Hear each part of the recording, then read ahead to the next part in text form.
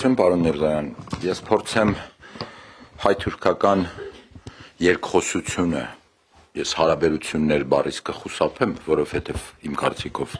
հարաբերություն չկա Հայաստանի և Թուրքիայի միջև, 35 տարի կա երկխոսություն որոշ ընդհատումներով։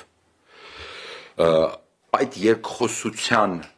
անունը կարող ենք դնել նախապայմանների պատմություն, որովհետև Թուրքիան 92 թվականից Շուշիի ազատագրման օրվանից առ այսօր միշտ նախապայմաններ է ներկայացրել, որպեսզի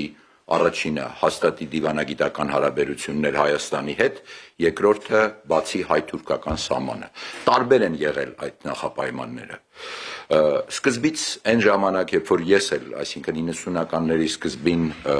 աշխատել եմ արտաքին գործերի նախարարության Մերձավոր և Միջին Արևելքի Թուրքիայի բաժնում, հետո ղեկավարել եմ այդ բաժինը և անձամբ տարիներ շարունակ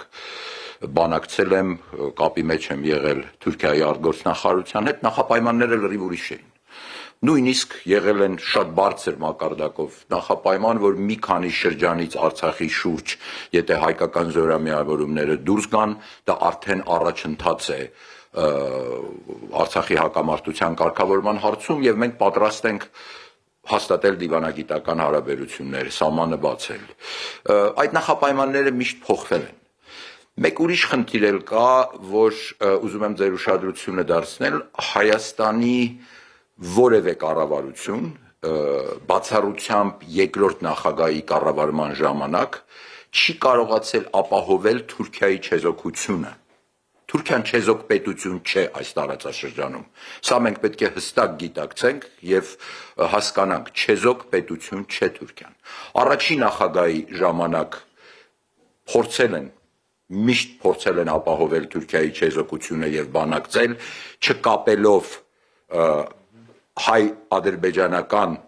հարաբերությունները և Արցախի հակամարտության կարգավորումը հայ-թուրքական հարաբերությունների կարգավորման հետ, բայց հստակ նախապայմաններ են դրվել Հայաստանի կառավարության առջև։ Երրորդ նախագահի ժամանակ արվել է նույնը, գիտեք, չանդրադառնամ այն հանդիպումներին ֆուտբոլի հետ կապված, որը իմ կարծիքով անհետեթություն էր, և դրանից հետո էլ նույնն է եղել։ Միայն երկրորդ նախագահի կառավարման ժամանակ, երբ որ ցեղասպանության ճանաչումը մտել է Հայաստանի արտաքին քաղաքականության օրակարգ, ցեղասպանության միջազգային ճանաչումը, այդ ժամանակ փորձեր չեն արվել, որովհետև հստակ Հայաստանի ղեկավարությունը հասկացել է, որ Թուրքիան շարունակելու է այս նախապայմանների քաղաքականությունը, չի բացելու հայ-թուրքական սահմանը, չի հաստատելու դիվանագիտական հարաբերություններ և ցեղասպանության միջազգային ճանաչումը մտել է Հայաստանի արտաքին քաղաքականության օրակարգ և որևէ փորձեր չի արվել։ Բայց ընդհանուր առմամբ այս 35 տարվա մեջ որևէ ղեկավարություն Հայաստանում չի կարողացել ապահովել Թուրքիայի չեզոքությունը։ Ինչ տեղի ունեցավ, պարոն Միրզոյանը հիշեց Արցախի երկրորդ պատերազմը,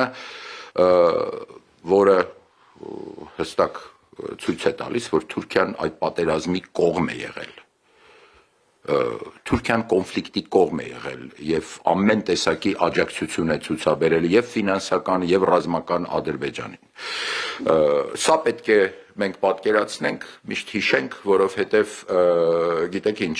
այսօր էլ, երբ որ նայում ես ինչ է Թուրքիայի նախապայմանը, այսօր սահման բացելու և դիվանագիտական հարաբերություններ հաստատելու, կնքեք խաղաղության պայմանագիր Ադրբեջանի հետ, իսկ ով երաշխիք ունի, որ դրանից հետո նոր նախապայմաններ չեն լինի։ Պարոն Միրզոյանը հիշեց նաև Հայաստանի թուրքագիտության դպրոցը, որը մենք բախտ ենք ունեցել լինել այդ դպրոցի ուսանողները։ Այո, Հայաստանը Խորհրդային Միության տարիներին ուներ լավագույն, նախկին Խորհրդային Միության տարածքում և Արևելյան Եվրոպայում լավագույն թուրքագիտության դպրոցը, լավագույններից մեկը, լավ ասեմ, այսինքն առաջի 3-ի մեջ, որ հաստատ մտնում էր ԵՊ-ի արևելագիտության ֆակուլտետը և Գիտությունների ակադեմիայի Թուրքիայի բաժինը, և մենք ամեն ինչ սովորում էինք Թուրքիայի մասին, սկսած մշակույթից, տնտեսական աշխարհագրությունից, վերջացած թուրքական բանակի բոլոր միավորումներով։ այս տեսակ փայլուն կրթություն կար արևելագիտության ֆակուլտետում, դժբախտաբար խորհրդային միությունը փլուզվելուց հետո շատ բաներ փոխվեցին Հայաստանում, բայց գաղափարը իհարկե պարոն Միրզոյան շատ լավն էր ստեղծել հատուկ Թուրքիայի ուսումնասիրությունների կենտրոն, քանի այդ ներուժը կա Հայաստանում, որը մնացել է այդ տարիներից։ Ինչ վերաբերվում է Թուրքիայի քաղաքականությանը Հայաստանի հանդեպ Արցախյան երկրորդ պատերազմից հետո, ես դա բնութագրում եմ ավելի շուտ միջազգային հարաբերությունների տեսությունը եւ բազմաթիվ գիտնականներ կարող են դա բնութագրել որպես առայժմ այս փուլում քաղաքական էքսպանսիա։ Ինչ է տեղի ունեցել, տեղի է ունեցել ռազմական էքսպանսիա, ինչ էր Արցախի պատերազմը, Արցախի գրավումը եւ Արցախի հայաթափումը, դա ռազմական տարածքային էքսպանսիա էր, որին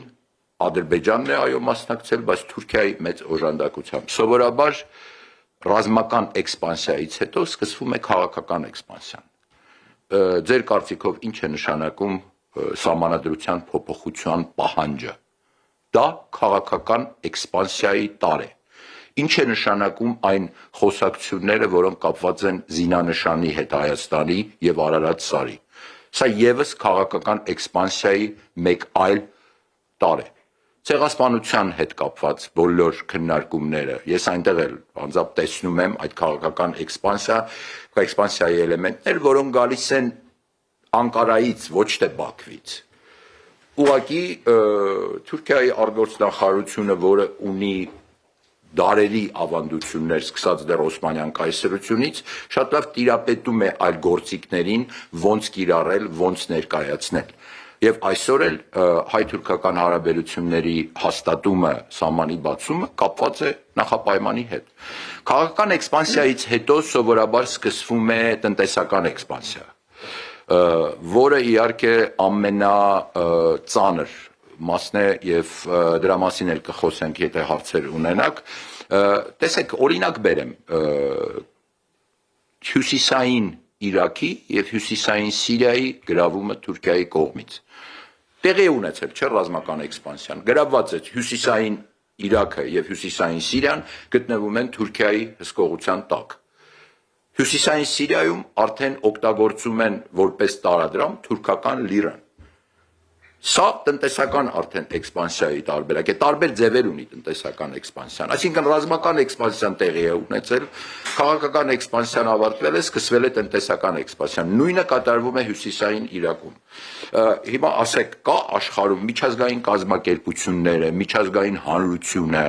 գերտերությունները, որևէ մեկը ինչ է արել, որպեսզի կանխի Թուրքիայի կողմից հյուսիսային Իրաքի եւ հյուսիսային Սիրիայի գրավումը եւ այս Կիպրոսը 74 թվականին, պարոն Գասպարյան, որևէ մի բան եղավ կապված հյուսիսային Կիպրոսի գրավումից հետո։ Թուրքիան գրավեց, ճանաչեց եւ առ այսօր 74 թվականից ի վեր հյուսիսային Կիպրոսի թուրքական հանրապետությունը արդեն նույնիսկ Թուրքիայի դիվանագիտությունը կարողացել է հյուսիսային Կիպրոսի թուրքական հանրապետությունը որպես դիտորդի կարգավիճակ ներգրավել, դիտորդի կարգավիճակով ներգրավել թուրքական պետությունների կազմակերպությունում։ Եվ մի շարք ուրիշ կազմակերպություններում ռեգիոնալ Անկարան ամեն ինչ անում է, որ հյուսիսային Կիպրոսի թուրքական հանրապետությունը որպես դիտորդ ներգրավի այս կազմակերպությունների մեջ։ 74 թվականին, երբ Թուրքիան գրավեց Կիպրոսի մի մասը, հազարավոր հույն գերիներ կային։ Հազարավոր, եւ Կիպրոսի հունական մասից եւ Հունաստանից։ Եվրոպացիները, Միացյալ Նահանգները այն ժամանակ փորձեցին ամեն ինչ անել, որպեսզի այս գերիներին վերադարձնեն։ Այդ գերիներին ոչ ոք չտեսավ։ Սա է իմ մտավախությունը, որտեղ մենք ունենք գերիներ Բաքվում։ Այդ գերիներին, որոնք Կիպրոսի գրավումից հետո մնացին Թուրքիայում, այդպես էլ ոչ մեկի ոչ վերադարձրեցին, ոչ տեսան հույները։ Մի մոռացեք, Թուրքիան ՆԱՏՕ-ի երկրորդ պետությունն է իր բանակի թվաքանակով, բավականին հզոր կարող եմ ասել տարածաշրջանային պետություն է, որը ինչպես այսի օրինակներով հյուսիսային Սիրիայի, հյուսիսային Իրաքի գրավումը արդեն ինչ-որ ավարտված փուլ է, սկսվել է տնտեսական էքսպանսիան եւ կարծում եմ հայ-թուրքական երկխոսության մեջ շատ կարեւոր է հաշվի առնել Թուրքիայի այս քաղաքական եւ ապագայում տնտեսական էքսպանսիայի էլեմենտները, որովհետեւ սրանք շատ լուրջ քաղաքական եւ տնտեսական հետևանքներ կարող են ունենալ Հայաստանի համար։ Ես առայժմ կսահմանափակվեմ այսքանով, եթե պարոն Գասպարյան, պարոն Միրզոյան ավելացնելու բան ունեք, սիրով նաեւ ձեր հարցերին կպատասխանենք։ Ես ունեմ շատ կարևոր թեմաների անդրադարձավ պարոն Գասպարյանը, իդեպ մեզ ներկա